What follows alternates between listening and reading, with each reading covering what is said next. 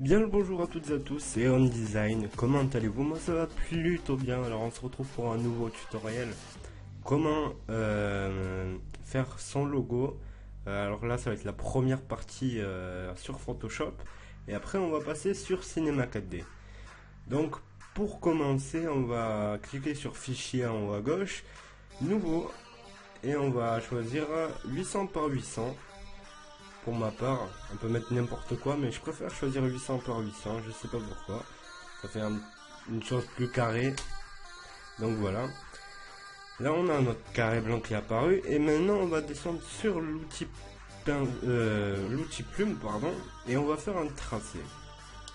Ce tracé, il va falloir qu'il représente votre logo que vous allez garder. Et votre logo va vous servir à vous identifier en quelque sorte sur YouTube ou dans le monde de YouTube. Et du coup ça va vous permettre de faire en sorte qu'on vous reconnaisse à partir d'un simple logo. Donc c'est parti, on clique un premier point n'importe où vous le voulez et on commence à faire le tracé. Alors pour ma part je vais faire du n'importe quoi. Alors tac, on peut vraiment faire des courbes, on peut faire des pointes, n'importe comment, on peut vraiment tout faire. Là, là et là. Par exemple, là j'ai obtenu mon tracé. Maintenant ce tracé il faut l'exporter sur Cinema 4D. Alors il y aura la partie Photoshop et Cinema 4D et Photoshop. Je m'explique. En premier temps on va faire le tracé. En deuxième temps on va le faire sur Cinema 4D, donc on va le rendre en 3D. En 3D, à partir du moment où on l'aura en 3D, on va le réimporter sur Photoshop. Et là, c'est là où le moment va commencer. C'est là que va commencer la deuxième partie du logo. Enfin, du tutoriel. Que je posterai dans la soirée si possible. Donc voilà. Là, on a commencé à faire le tracé et maintenant, on aimerait bien le transporter vers Cinema 4D. Alors, comment le faire? C'est tout simple. On va faire Fichier, Exportation, Tracé vers Illustrator. Alors, on va faire Tracé de travail, OK, et on va l'enregistrer pour ma part. Je vais l'enregistrer sur le bureau. Alors, je vais changer le nom parce qu'il y a déjà un fichier existant, donc je vais l'appeler 1. Et on peut quitter sans sauvegarder. Enfin, moi, vous pouvez sauvegarder si nécessaire, mais ça sert à rien puisque au fur et à mesure du temps, vous ne pourrez pas le modifier. Donc voilà. Maintenant, on a notre fichier 1.ai. Et alors, je sais pas si ça marche comme ça. Normalement, ça devrait marcher. Je sais pas. On peut l'ouvrir avec Cinema 4D. Si on fait clic droit, ouvrir avec Cinema 4D. Donc moi, je clique sur Cinema 4D. On va voir si ça marche.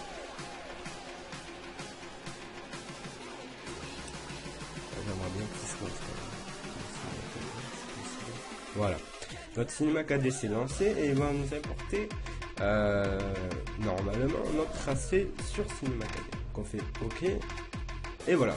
Là on a notre tracé. Le seul souci c'est que si on fait un rendu dans un premier temps on va pas le voir et il n'est pas en 3D.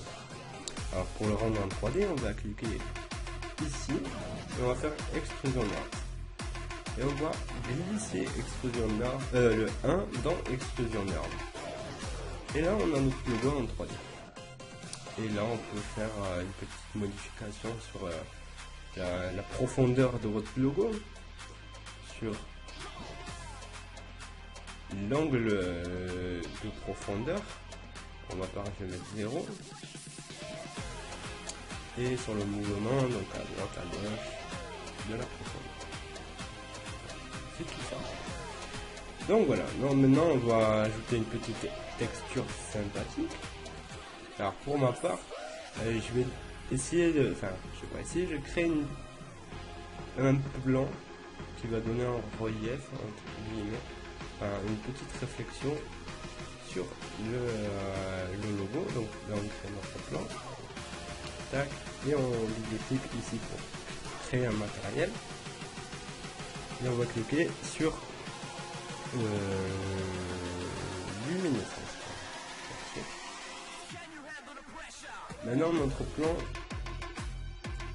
est fait. Mais on aimerait bien qu'il soit reflété sur le logo. Alors, pour faire ceci, c'est très simple, on double-clique, on crée un nouveau matériel, encore une fois. On double-clique sur le matériel et on va cliquer sur réflexion. On va baisser la réflexion à 50% et on va cliquer sur texture, sur la petite flèche de texture, et on va cliquer sur Fresnel. Donc jusque là normalement c'est basique. Maintenant on va changer la couleur, donc il faut bien sélectionner couleur qui est normalement coché. Il faut sélectionner couleur et là à partir de là on pourra modifier notre couleur de notre texture. La texture on va tout simplement la glisser sur notre logo et là on pourra voir que il se reflète pas. Donc si je me souviens bien, c'est en fonction du placement du plan. Alors là on voit, normalement on devrait voir que cela reflète ici, non? Oh là là, c'est quoi ce bins? Bon, ça ne marche pas. J'essaierai de trouver le problème dans un deuxième temps si, si j'ai le temps, et je vous le mettrai dans la deuxième partie. Donc voilà. Et puis c'est pas vraiment nécessaire parce qu'on va le modifier sur Photoshop. Donc voilà, on a notre logo qui ressemble un petit peu à rien pour ma part. Après sur le vôtre, il faut être totalement créatif. Et le tracé sera différent, le logo sera différent en fonction du tracé que vous avez fait tout au début. Donc le tracé est vraiment important, appliquez-vous et vous verrez que ce sera vachement mieux. Donc voilà, le premier tutoriel est fini. Et maintenant on va faire la deuxième partie du tutoriel sur Photoshop. Donc pour ce faire, la deuxième partie du tutoriel, à la base j'avais prévu de la faire dans une autre vidéo, mais là vu qu'on est qu'à 7 minutes 18 de vidéo, je peux la faire. Donc on fait non, on va dans les réglages, on va faire sortie, pour les réglages on touche à rien, image courante on touche à rien, nanana, nanana. Et format, on va choisir tout simplement PNG, on va cocher canal alpha, hop, on va l'enregistrer sur le bureau, donc on choisit le chemin d'accès. Et alors pourquoi je vous ai fait choisir le format PNG, pourquoi je vous ai fait choisir le canal alpha, pour tout simplement enlever le noir et pour travailler un peu plus en détail sur le logo. Donc voilà, on ferme. Non, on fait le rendu avant. Voilà, si je fais pas le rendu, ça va pas trop le faire. Normalement, on l'aura là. Voilà, donc on a notre logo. Et on ferme Cinema 4D. Cinema 4D de fermer. On réouvre Photoshop. Alors on attend un petit peu.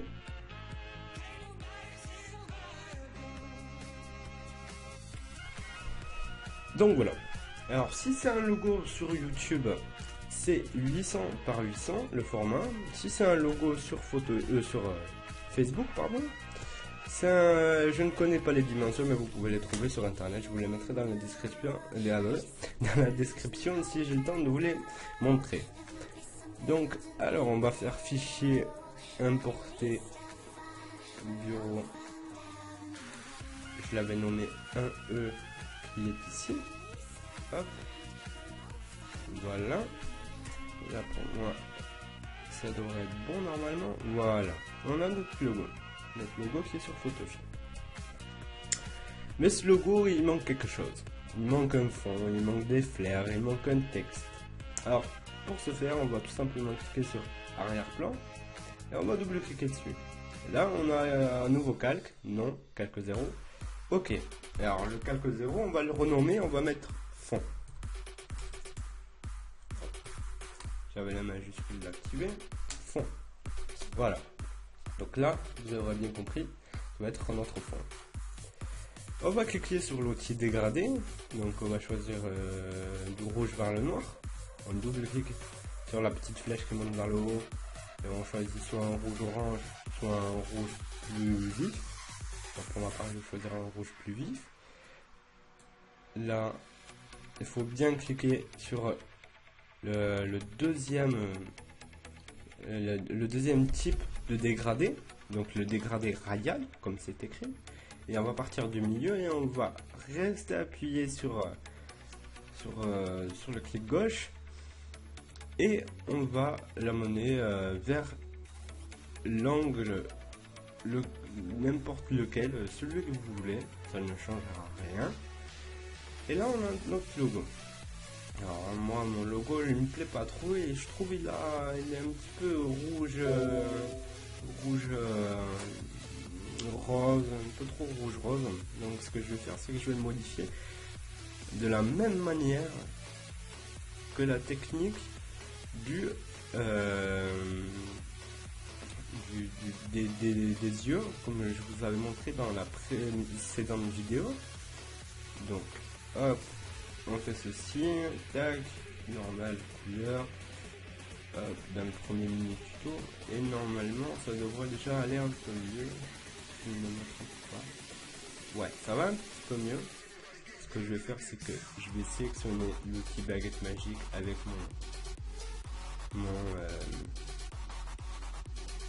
non, qu'est-ce que je dis? Je vais sélectionner mon logo avec l'outil baguette magique. Si je m'inverse, ça va pas le faire. Voilà. Et on va gommer tout simplement le contour de la sélection. Voilà. Donc là, ça devrait être plutôt bon. Et ce que je vais faire, c'est que je vais faire CTRL, calque 1 et 1E. Et on va faire lier les calques. Voilà. Ils sont liés. Donc quand je les bouge, ils bougeront tous les deux. Là, et on essaie de le centrer un peu plus. Voilà. Alors, c'est vraiment du vite fait. Prenez bien le temps de le faire. Prenez bien de modifier les choses. Et vous verrez que votre logo sera superbe. Donc là, le fond, on a eu un dégradé, mais ça manque de texture. Et bon, pour ma part, j'ai mon GFX Pack. Vous pouvez en trouver sur internet, etc. etc. Donc, texture. Et on va choisir une belle texture qui est un peu, voilà, pierreux, tout ce qui est un peu métal, etc. Donc voilà, on va voir. Je fais entrer, donc là ça bug un peu avec Camtasia, désolé.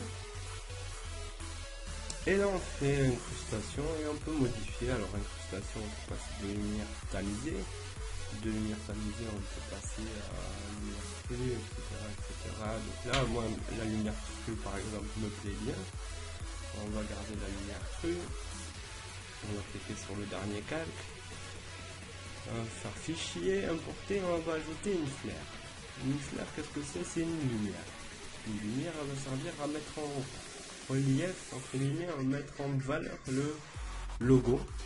Donc, c'est parti. On va simplement cliquer sur une flare disponible sur internet, n'importe où vous allez voir. Tapez pack GFX sur YouTube, il va y avoir un petit lien, enfin vous trouverez une vidéo ou plusieurs vidéos, hein, même beaucoup plus de vidéos que prévu, parce que ça a déjà augmenté le nombre de vidéos sur le GFX Pack. Et vous téléchargez les flares, etc. Donc voilà.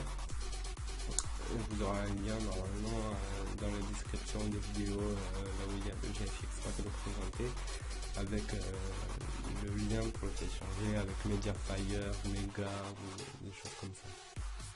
Donc voilà, là j'ai importé ma flare. Donc on va essayer de lui trouver un petit effet qui va garder son côté lumineux, mais qui va supprimer le contour sombre. Donc on cherche. Là, celui-là il me plaisait bien. Donc ça fait un petit côté lumineux et qui se voit pas très bien. J'en suis conscient.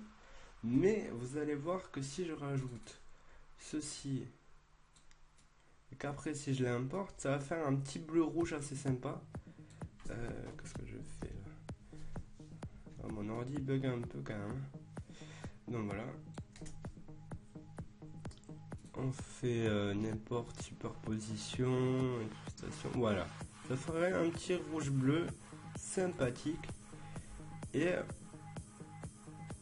tout simplement, on va refaire contrôle. On ne va pas ne faire, on ne va pas faire lier les calques, on va faire dupliquer les calques et on va tout simplement les déplacer ici sur l'autre côté du logo. Donc ça dépend de votre logo, hein. Comme je disais tout à l'heure, si vous voulez mettre en bas, en haut, à vous d'être le plus créatif dans votre logo. Donc maintenant on va importer un outil texte, pardon, et on va taper, moi pour ma part j'ai tapé design avec la police gang, je ne sais plus trop quoi. Vous tapez sur dafont.com, vous trouverez. On va l'agrandir jusqu'à ce qu'on ait la taille idéale. Voilà. Et on va faire normal. Non, on va pas toucher à ça. Alors, si je perds une ombre portée, ça donne une profondeur. Une ombre interne, c'est le rapport un peu.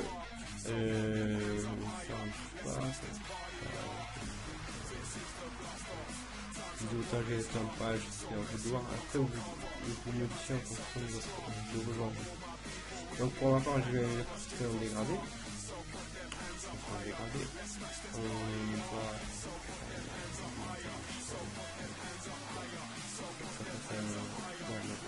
En fait, l'échelle, c'est ce qui permet de différencier le noir et du blanc, le fondu du noir et blanc entre eux.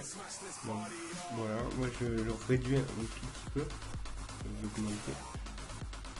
Et moi je clique sur le noir vers le blanc là, et je vais tout simplement déplacer le dégradé pour que le noir soit un petit peu plus centré. Voilà, on peut mieux le voir le noir. Et comme ceci, ça serait bien. Voilà. Et après, on peut importer des flares, toujours pareil, sur le texte. C'est vraiment selon vos envies, hein. Là, c'est pas beau, c'est normal, mais après, si vous êtes créatif, normalement, vous devrez faire des jolies choses. Si vous suivez bien mes conseils, vous devrez faire d'excellentes choses. Donc voilà. Je vais mettre une fleur blanche pour enlever, pour pas surdoser le rouge. Là, je vais dépasser un peu, je vais rentrer. Toujours pareil, on cherche un effet qui lui va bien. Voilà. On le duplique. On n'est pas obligé de mettre le même flair. Et voilà, donc là on a notre logo. Il est terminé, il est prêt à être envoyé sur YouTube.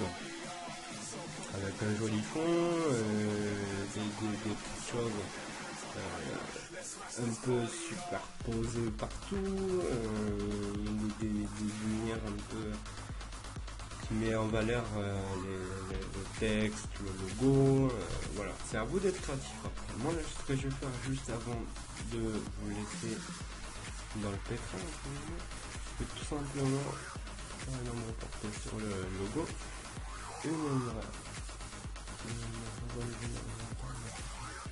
une lueur interne ou externe, comme vous le sentez. Moi ça va être plutôt une lueur externe, quoique je vais quand même l'enlever, la lueur externe, et je vais l'ombre portée, la mettre encore plus en opacité. Voilà.